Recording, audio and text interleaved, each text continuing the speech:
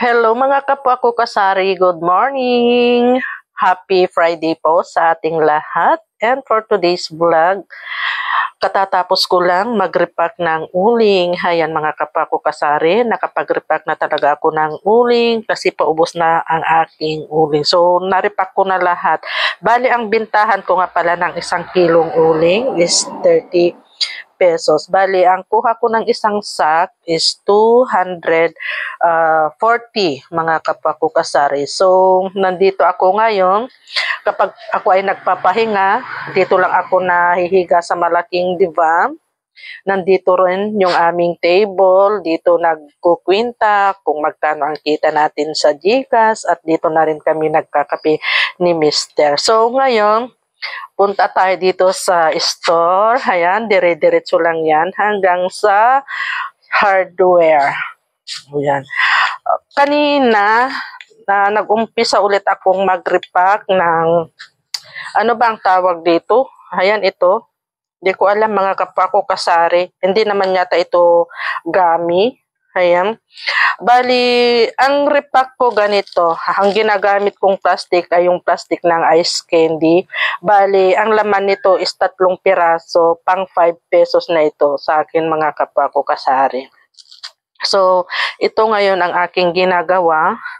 Bali, ito lang naman ang aking i-repack tapos na lahat. And for today's vlog, ang gusto kong i-share sa inyo, kasi ang lamig ng panahon, ayan, tignan nyo sa labas mga kapako kasari, kaninang umaga talagang umaambon na medyo malakas din, kaya nakakatamad bumangon.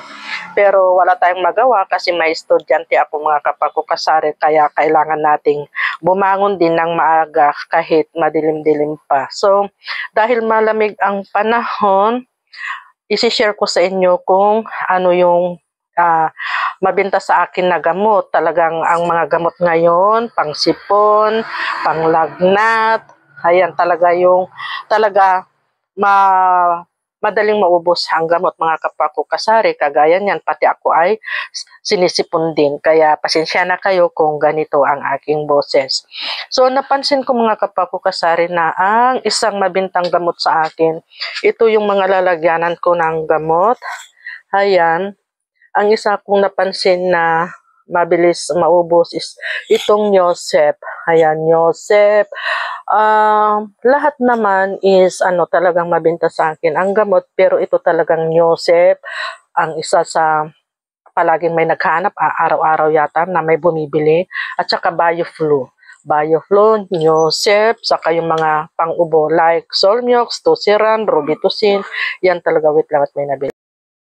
So, aking ipagpapatuloy mga kapako kasari ang pag-share sa inyo kung ano yung mabenta na gamot dito sa aking tindahan. May bumili lang kasi ng tornillos dito sa hardware. Ayan, pero hindi ko naibigay kasi may hinahanap siya na hindi ko naman alam kasi wala si Mister, may pinuntahan. So, ngayon, dito tayo sa mga gamot.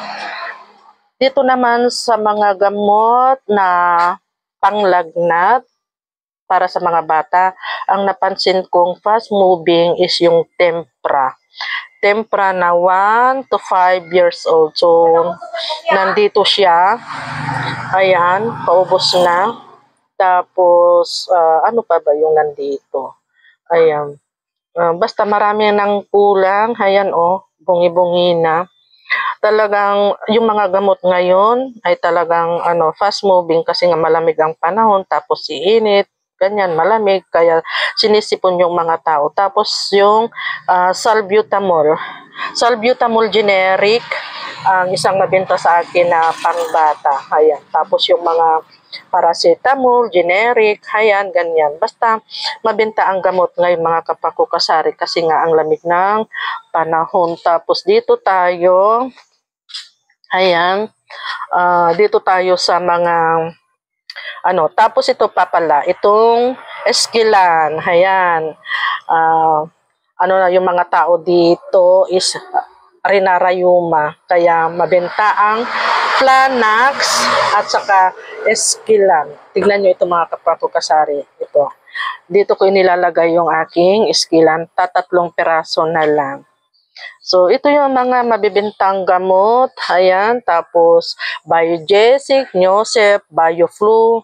Tapos, itong mga pang-ubo like Solmiox, Robitussin, Tusiran. Ayan. Diatabs din. Mabenta. Ayan. So, ito lahat. Tapos ito. Ito yung Salbutamol High-Vent. Ayan. Ito yung inilalagay nila sa nebulizer. Ayan.